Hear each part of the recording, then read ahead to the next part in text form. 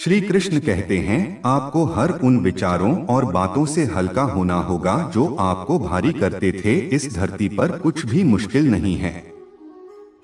केवल आप ये समझिए कि कहाँ बोलना है, कहाँ नहीं। हरीश की पत्नी थी जो बहुत बोलती थी और वो उसके ज्यादा बोलने से बहुत परेशान था। हरीश को पता चला कि जंगल में एक महात्मा आए हुए हैं। वह अपनी पत्नी को उनके पास लेकर जाता है और कहता है कि मुनिवर, कृपा करके आप इसे समझाइए, यह बहुत बोलती है। मेरे मना करने के बाद भी का दिन भर इसका मुंह चलता ही रहता है। मैं इसे कितना समझाता हूँ कि कम बोला कर चुप रहना सीख, लेकिन नहीं, और हर बार इसकी वजह से लड्ढा होती है। महात्मा मुस्कुराए और बोले, मैं तुम्हें इस बात को एक कहानी की मदद से समझाता हूँ। मेरा गुरु का एक शिष्य था जो बहुत बोलता था, वह और समय इधर उधर की बातें करता था और कभी शांत नहीं रहता था। जब वह दान लेने के लिए जाता तो हर घर से एक नई कहानी लेकर आता और आश्रम के दूसरे शिष्यों को सुनाता, और एक शिष्य की दूसरे से बुराई करता, चुगली करता और दूसरों के सामने अच्छा बनने का प्रयास करता और खुद के मुंह से ही खुद की तारीफ करता रहता और हमेशा खुद को गुरु के सामने सबसे बुद्धिमान और उत्तम साबित करने का प्रयास करता। वह खुद को सभी शिष्यों से अलग और श्रेष्ठ मानता था। उसका कहना था कि मैं एक अमीर घर का बालक, अगर मैं चाहता तो एक आरामदायक और सुविधाओं से भरा जीवन जी सकता, लेकिन मैं वह सब छोड़ दें यहाँ आ गया क्योंकि मुझे खोज करना, खुद को जानना है, जीवन को जानना है। एक दिन गुरु ने आश्रम के सभी शिष्यों को बुलाकर कहा, आप सभी को अगले 1 महीने के लिए कोई न कोई संकल्प लेना होगा। इससे आपकी संकल्प शक्ति मजबूत होगी और आप में आत्म शक्ति का संचार होगा। आप सभी अपने सामर्थ्य के अनुसार कोई भी संकल्प ले सकते हैं, और यदि 1 महीने से पूर्व आप में से जिसका भी संकल्प टूट जाएगा तो वह अपनी पुरानी दिनचर्या में वापस आ सकता है। सभी शिष्यों ने अपनी शक्ति के अनुसार संकल्प लिए और गुरु को अपने अपने संकल्प के बारे में बताकर वहां से चले गए।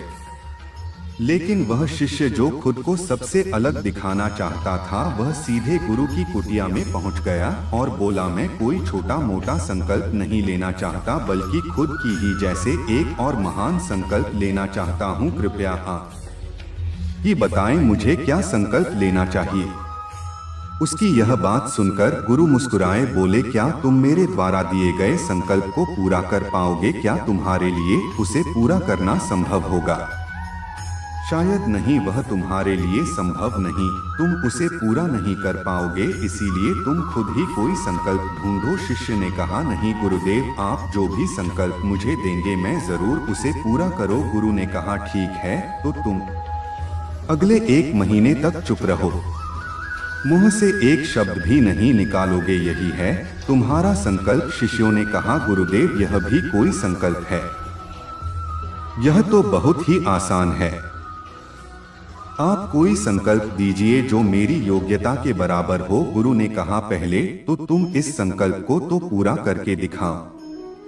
शिष्य ने गुरु की बात मान ली और वह उसी समय चुप हो गया और पलटकर कुटिया से बाहर चला गया। उसे चुप रहना बहुत आसान लग रहा था। उसने एक दिन तो जैसे तैसे चुप रहकर काट लिया, लेकिन दूसरे दिन से उसके मन में न बोलने का बोझ बढ़ने लगा और तीसरे दिन उसे भारीपन महसूस होने लगा और चौथे दिन उसके अंदर एक अजीब सी बेचैनी होने लगी, क्योंकि आसपास आश्रम के सभी शिष्य एक दूसरे से बातें कर रहे थे। वह भी अपना पक्ष उनके सामने रखना चाहता था, उनकी बोलती बंद कर देना चाहता था, लेकिन उसका संकल्प उसके आ रहा था। इसी ये वह पूरे दिन सिर्फ और आंखें बनाता। इसी तरीके से कुछ दिन और बीते और वह शिष्य बीमार पड़ गया। उसका सिर फटा जा रहा, उसका खाने पीने का मन नहीं था, वह सिर्फ बोलना चाहता था।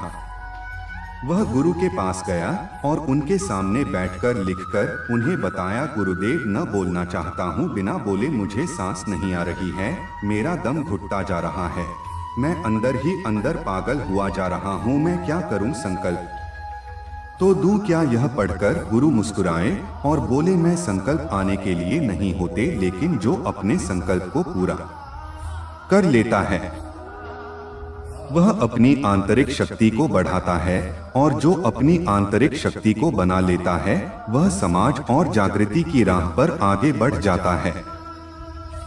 संकल्प का लेना भी तुम्हारे हाथ में था और इसे तोड़ना भी तुम्हारे हाथ में है। तुम्हारे बहुत से भाई अपने संकल्प को तोड़कर अपनी पुरानी दिनचर्या पर वापस आ चुके हैं। अगर तुमसे नहीं हो पा रहा तो तुम भी संकल्प कर अपनी पुरानी दिनचर्या पर वापस जा सकते हो, लेकिन याद रहे, अगर आज तुम इस छोटे से संकल्प को नहीं संभाल पा रहे तो तुम अपनी बाकी की पूरी जिंदगी को कैसे संभाल सकोगे। बाकी फैसला पूरी तरह से तुम्हारे हाथों में है। गुरु की यह बात उस शिष्य के दिल में छोड़कर गए को बिना कुछ बोले वहां से वापस चला गया और खुद को अपनी कुटिया में बंद कर लो। केवल अपने जरूरी कामों के लिए ही कुटिया से बाहर निकलता, बाकी सारे समय कुटिया के अंदर ही बैठा रहा। 15 दिन बीत चुके थे और आश्रम के लगभग सभी शिष्यों का संकल्प तक टूट चुका था, लेकिन उसका संकल्प अभी भी जारी था। संकल्प लेने के बाद से अब तक उसने एक शब्द भी नहीं बोला। सारा आश्रम हैरान था कि इतना बोलने वाला इंसान चुपके से हो। 15 दिन बीतने के बाद वह दोबारा अपने गुरु के पास गया और लिखकर बताया है, गुरुदेव, मैं बाहर से तो चुप हूँ, लेकिन मेरे भीतर बहुत सी आवाजें हैं, बहुत सी चीख पुकार और शिकायतें हैं। मैं अंदर ही अंदर बात करता रहता हूँ। मेरा मन तरह तरह के प्रश्न पूछता है। मैं बाहर से जितना मोर, भीतर से उतने ही शोर शराबे से भरा। क्या इस तरह से मेरा संकल्प अभी भी है? गुरु ने कहा, तुम्हारा संकल्प अभी भी जारी है, लेकिन जब तक लोगों की ये आवाजें तुम्हारे कानों में पी रही, तुम्हारा मन बोलता रहेगा, क्योंकि इसे तो आदत है। तुम भले ही बाहर से चुप रहो, लेकिन तुम अंदर ही अंदर बोलते रहोगे। तुम्हें इन बातों से, इन आवाजों से दूर जाना चाहिए। शिष्य गुरु को प्रणाम कर वहां से चला जाता है और सुबह होते ही अपनी कुटिया छूट जंगल की तरफ चला जाता है। कई दिन बीत जाते, संकल्प का समय भी पूरा हो जाता है, लेकिन शिष्य लौटकर नहीं आया। आश्रम में सभी को डर था कि कहीं जंगली जानवर ने उसे खाना लिया हो। इस बीच उसे ढूंढने की बहुत कोशिश की गई, लेकिन वह कहीं नहीं मिला। गुरु भाइयों ने मान लिया था कि जंगली जानवरों ने उसे अपना शिकार बना लिया है, लेकिन गुरुकुल ऐसा नहीं लगता। एक दिन आश्रम का एक अन्य शिष्य गुरु के पास आया और बोला, गुरुदेव, हमारे उस अधिक बोलने वाले भाई के साथ क्या हुआ होगा? क्या जानवर ने उसे मार दिया होगा? गुरु ने कहा, हो सकता है कि जानवरों ने उसे अपना शिकार बना लिया हो, लेकिन उसके न लौटने की एक दूसरी वजह भी हो सकती है। शायद उसे वह मिल गया है जिसके लिए वह गया था। फिर शिष्य ने पूछा, गुरुदेव, क्या ज्यादा बोलना इतना हानिकारक होता है? गुरु ने बोला, कहा, इंसान के जीवन के बहुत सारे दुखों में से एक दुख यह भी है कि वह कभी चुप नहीं रह सकता, हमेशा कुछ न कुछ बोलता ही रहता है। सिर्फ हमारे बोलने के कारण हमारे आधे से ज्यादा दुख पैदा होते हैं। हम में से कोई भी चुप नहीं रहना चाहता, हम बस सामने वाले को सुना देना चाहते हैं। जो भी हमारे मन में है सब निकालकर उसके मन में बैठा देना चाहते हैं। उसे समझा देना चाहते हैं कि देख, तू गलत है और मैं सही। इस तरीके से सुनने और सुनाने का यह काम जिंदगी भर चलता रहता है, लेकिन इस नासमझी में हम अपना समय, अपना जीवन, अपनी समझ और सबसे महत्वपूर्ण कीमती पल जो किए जा सकते हैं, जिनको अनुभव किया जा सकता है, जिनमें आनंद को प्राप्त किया जा सकता है, यह सब खो देते हैं। लेकिन इसके बदले हमें मिलता क्या है? कुछ नहीं, सब व्यर्थ और बर्बाद हो जाता है। शिष्य ने पूछा, तो फिर इसका समाधान क्या है? गुरु ने कहा, पूरी जागरूकता के साथ अपने विचारों को देखना, यही एकमात्र तरीका है। सारी मानसिक समस्याओं का वर्तमान में रहकर चिंतन करना, पूरी जागरूकता के साथ अपना काम करना जिंदगी में चमत्कारिक बदलाव ला देता है। उसके बाद वह शिष्य गुरु से अपने प्रश्नों का उत्तर पाकर उनको प्रणाम करके वहां से चला गया। उस शिष्य को आश्रम छोड़कर गए 3 महीने का समय बीत चुका था, लेकिन उसकी कोई खबर नहीं। अब तक तो सभी गुरु भाइयों ने भी उसके वापस लौटने की उम्मीद छोड़ी, लेकिन एक दिन वह आश्रम लौट आता है। लेकिन अब वह नहीं था जो यहाँ से गया था, वह कुछ और ही बनकर वापस आया था। उसके अंदर एक गजब का बदलाव महसूस किया जा सकता था। उसके चेहरे पर एक गजब का ठहराव और आंखों में बनी शांति थी। आश्रम में आते ही सभी गुरु भाइयों ने उसे चारों तरफ से घेर लिया और बातें करने लगा। वह भी अपने गुरु भाइयों से बातें करने लगा। उससे बात करने वाले सभी ने यह अनुभव किया कि अब पहले जैसा उतावला और बातूनी नहीं रह गया था। उसके मुंह से एक एक शब्द बहुत ही सुलझे हुए और मधुरता के साथ निकल रहे थे। थोड़ी देर तक गुरु भाइयों से बात करने के बाद सीधा गुरु की तरफ चला गया। उसने गुरु के चरण छुए और कहा, गुरुदेव, क्या मैं भी मौन हो? क्या अब भी मेरा संकल्प जारी है? गुरु उन्हें कुछ देर तक शिष्य की आंखों में बड़े ध्यान से देखा और कहा, तुम अब भी मौन हो? तुम्हारे मुंह से एक भी शब्द निकल नहीं रहा और तुम्हारा संकल्प अभी भी जारी है। शिष्य ने कहा, गुरुदेव, जब मैं आश्रम से गया तो मैं मुंह से तो चुप था, लेकिन मेरे अंदर बहुत सी आवाजें, मन में बहुत से प्रश्न थे और वह बंद नहीं हो रहे थे। उन्होंने मैं जंगल में चला गया इस उम्मीद से कि वह मुझे शांति मिलेगी और मेरे मन की बकबक कम हो जाएगी।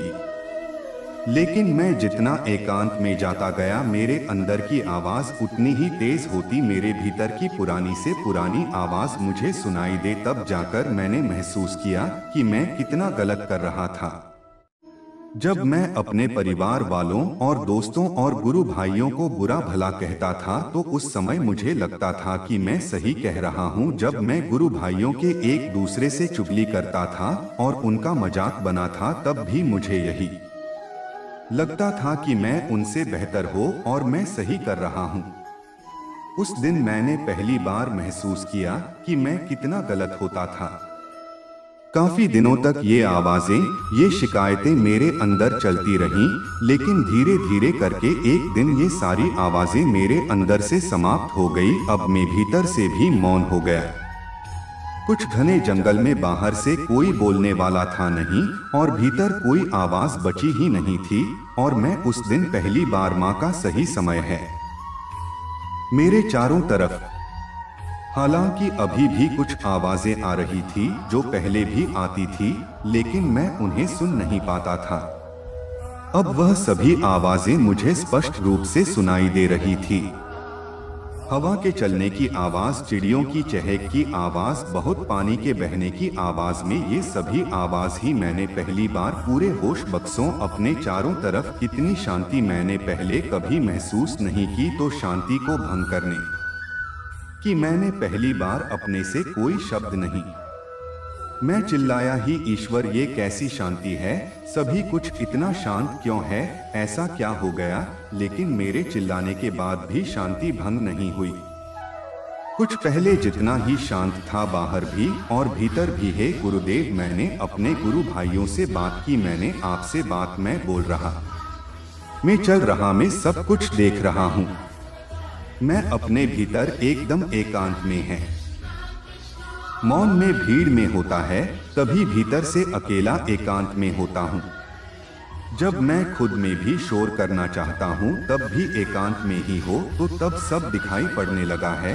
जब सुनाई पड़ने लगा ने कहा, जब तक हम बाहर की तरफ रोते रहे, भीतर अशांति ही रहेगा। लेकिन जिस दिन हम भीतर की तरफ मुड़ जाएं, तब हमारे मुंह से कुछ भी नहीं। हम शांति, दुनिया में जितनी भी बुराइयां हैं, ज्यादातर हमारी स्थिति उत्पन्न होती है क्योंकि हम चुप रहना नहीं चाहते। हम जितनी जरूरत है उससे कहीं ज्यादा बोलते हैं। हम सामने वाले को सुनना नहीं चाहते, बल्कि उसकी बोलती बंद कर देना चाहते हैं। उसे समझा देना चाहते हैं कि मैं कौन हूँ, मैं क्या कर सकता हूँ, और यही हमारी जिंदगी का मकसद बनकर रह जाता है। हमारी सारी ऊर्जा व्यर्थ के बोलने में बर्बाद होती। ऐसे ही समाज में लोगों का जीवन दुखों से भर जाता है, जो हमेशा एक दूसरे को सुनाने में लगे रहते हैं, कभी एक दूसरे को सुनना नहीं चाहते हैं, समझना नहीं चाहते। और चुप रहना तो उन्होंने कभी सीखा ही नहीं, क्योंकि चुप रहना उन्हें छोटा महसूस करवाता है। दुनिया की सभी लड़ाइयों का कारण हमारा बोलना ही है। इसीलिए हमें सिर्फ उतना ही बोलना चाहिए जितना जरूरी हो, क्योंकि व्यर्थ का बोलना है ऊर्जा को नष्ट करना है, और यह बोलना ही हमें कभी अपने भीतर की ओर लौटने नहीं देता है, क्योंकि यह हमें बाहर की ओर खींचकर रखता है। और बाहर हैं ही क्या इस संसार के अलावा, लेकिन अगर अपने भीतर के संसार की ओर मोड़ना है तो इस मूवी को बंद ही रखना चाहिए। इसीलिए जितने भी बुद्ध हुए, आत्मज्ञानी हुए, सभी एकांत की ओर भागे, ताकि उन्हें ज्यादा ना बोलना पड़े, ज्यादा सुनना पड़ेगा। वह एकांत में रहे और शांत रहे, इसीलिए आसानी से भीतर की यात्रा कर पाए। लेकिन अगर कोई चाहे तो इस संसार में रहकर भी एकांत में रह सकता है, शांत रह सकता है, लेकिन इसके लिए उन्हें अपनी ऊर्जा बचाने को, जिसे वह अब तक अपने व्यर्थ के शब्दों में बर्बाद कर रहे थे। दोस्तों, इस कहानी की सीख यही है कि व्यर्थ का बोलना ऊर्जा को नष्ट करना ज्यादा, और व्यर्थ बोलना ही हमें अपने भीतर की ओर लौटने नहीं देता, क्योंकि यह हमें बाहर की ओर झुकाए रखता है। जिन्हें भीतर किया थोड़ा करनी है, उन्हें अपने मुंह को बंद ही रखना चाहिए। मुझे उम्मीद है कि आपको यह कहानी पसंद आई होगी और काफी कुछ सीखने को मिला होगा। कहानी के बारे में अपने विचार आप हमें नीचे कमेंट बॉक्स में कमेंट करके बता सकते हैं। बाकी अगर ये कहानी आपको अच्छी लगी हो, तुम इस वीडियो को लाइक करें, और ऐसी और कहानी सुनने के लिए गीता ज्ञान भंडार चैनल को सब्सक्राइब करें। अपना ख्याल रखना। मिलते हैं हम आपसे ऐसी ही एक और प्रेरणादायक कहानी के साथ अगले दिन। धन्यवाद।